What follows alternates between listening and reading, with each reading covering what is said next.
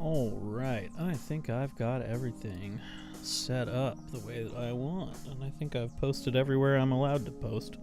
So let me do you a little bit, drop you down a little bit here. All right, well, welcome anybody who's here, which is, as usual, is not many, but that's okay, because we are not doing this for popularity. We are doing this for some self-enforced productivity. I'm going to do this for about an hour or two tonight, and then I've got to finish a big old book for a podcast I'm going to be on tomorrow. I'm rereading East of Eden by John Steinbeck, and I'm going to be doing a podcast with a good friend of mine about it tomorrow. So very excited about that. In the meantime, here we are. I need to think of ways to make my titles a bit spicier, to make them more exciting to people as they come in.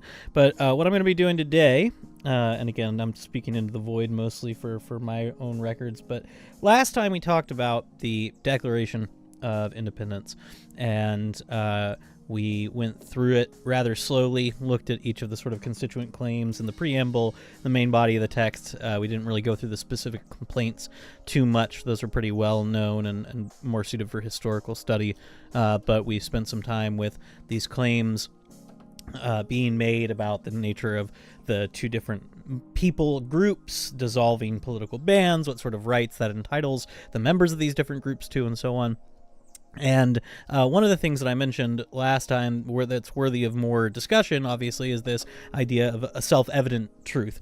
And now this is what we like to call a contested concept, or a contestable concept. But I suggested that one way you could understand this idea of a self-evident truth is something that is apparent to reason sort of once you've sort of been walked through the steps, or have at least the door's been opened for you, right? It's not. It's obviously not something that's obvious to all people, because if it were, then we wouldn't have to be writing this document proclaiming equality of man. We wouldn't have sincere disagreements about what that equality means or whether or not people have it.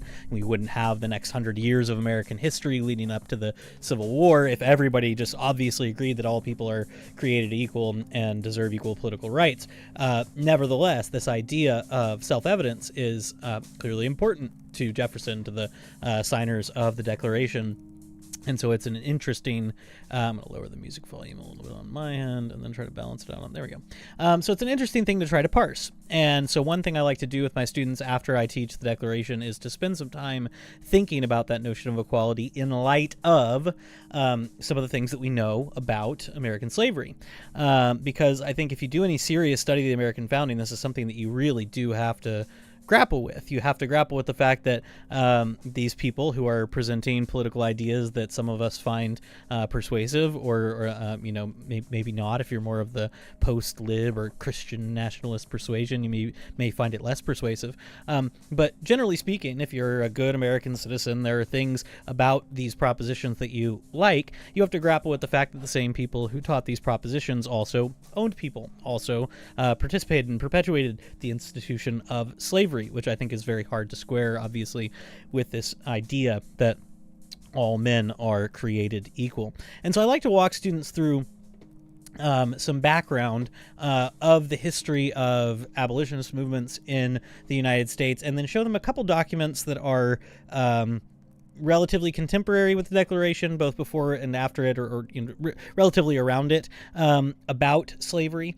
And so I want to look at some of those today. But then this isn't just a class usually where, or at least it spills over into multiple classes. It's not a class where we sort of just wallow in the slavery stuff, although it is something that we really do want to wrestle with and try to get a handle on the kind of psychology behind the people who could hold these principles and these political institutions in tension, but also other areas where equality might be sort of tense in the American system. For instance, what do we do with eminent people of a great birth or great stature, with lots of money or power or prestige? What do we do with people whose last names are sort of spoken down through the ages? How do we treat and handle these sorts of people? So I start my students off by giving them a little timeline of basically just like, here's sort of how slavery works in America. Of course, you have the very prominent 1619 project that happened not too long ago, about which you can have many legitimate criticisms, but that date is useful. I'm glad it became a topic of public conversation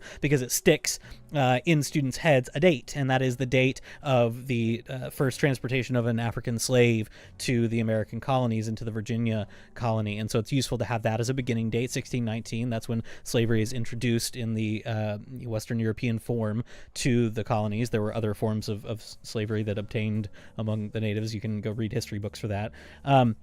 But the other important date that I like to give them is 1652, and that is the earliest anti-slavery law in any of the colonies.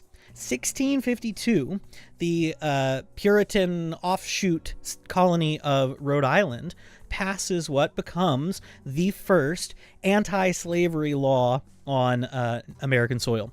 And the law effectively does this. It institutes a firm cap on the number of years you can be enslaved with